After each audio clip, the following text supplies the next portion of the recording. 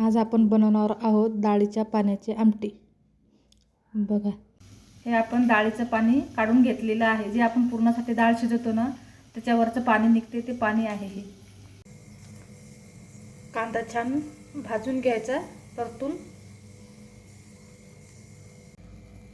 असा छान कांदा भाजून घ्यायचा आहे। खोबरं पण असं छान तांबूस होईपर्यंत भाजून घ्यायचं आहे। आलं अद्रकाची पेस्ट, लसणाची पेस्ट, खोबरं भाजून घेऊन छान कुटून घेतलेला आहे। आणि आपण जो एक कांदा भाजला होता तो छान कुटून घेतलेला आहे। आणि एक मीडियम साईजचा टमाटर आणि थोडीशी कोथिंबीर। आता आपण फोडणी देऊ। गॅस चालू करायचा आहे। गॅसवर गंज ठेवायचा आहे। थोडंसं तेल टाकायचं। तेल छान तपलं, अर्धा चमच मोहरी टाकायची। अर्धा चमच मोहरी, अर्धा चमच जिरं, 4-5 कढीपत्त्याची पानं, लसणाची पेस्ट, अद्रक छान तेलामध्ये मिक्स करून घ्यायचे।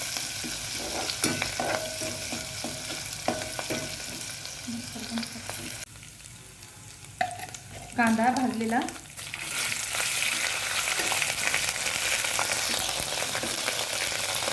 छान तेलामध्ये मिक्स करून घ्यायचं।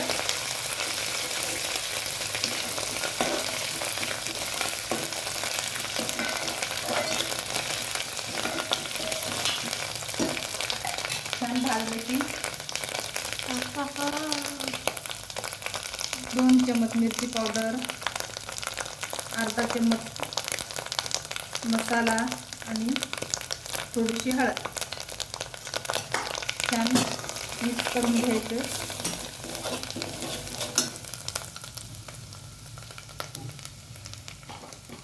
आणि आपल्या आवश्यकतेनुसार मीठ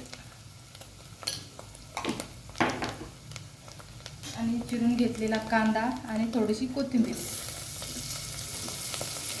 अरे सॉरी आपलं हे टमाटर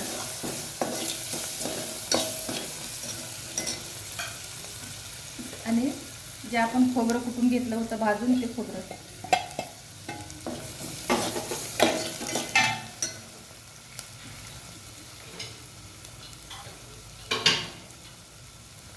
थोडंसं पाणी टाकून मसाला छान शिजून घ्यायचा आहे। जोपर्यंत मसाला पाणी तेल सोडत नाही तोपर्यंत छान शिजून घ्यायचं आहे। बघा, आता तेल सुटत आहे। मसाल्यानं पूर्ण तेल सोडलेलं आहे। आता आपण डाळीचं पाणी मसाल्यामध्ये सोडणार आहोत।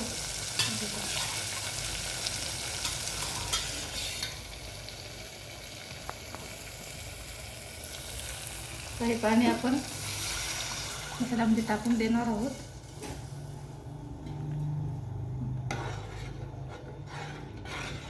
तुम्हाला वाटत असेल तर तुम्ही पुन्हा वरतून आपलं साधं पाणी थोडं ॲड करू शकता। बघा, मी थोडंसं टाकलेलं आहे। आता याला मीडियम गॅसवर छान उकळी काढून घ्यायची आहे। आता आपण याला उकळी काढण्यासाठी ठेवू। बघा, छान उकळी आलेली आहे। आता 1 मिनिटासाठी आपण असं छान उकळू देणार आहोत।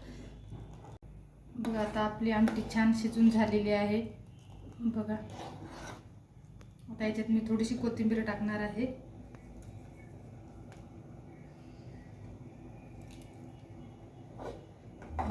कोथिंबीर छान मिक्स करून घ्यायची आहे। आता गॅस मी बंद करणार आहे।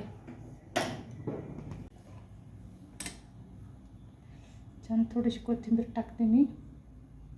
बघा, आपली छान आमटी खाण्यासाठी रेडी झालेली आहे।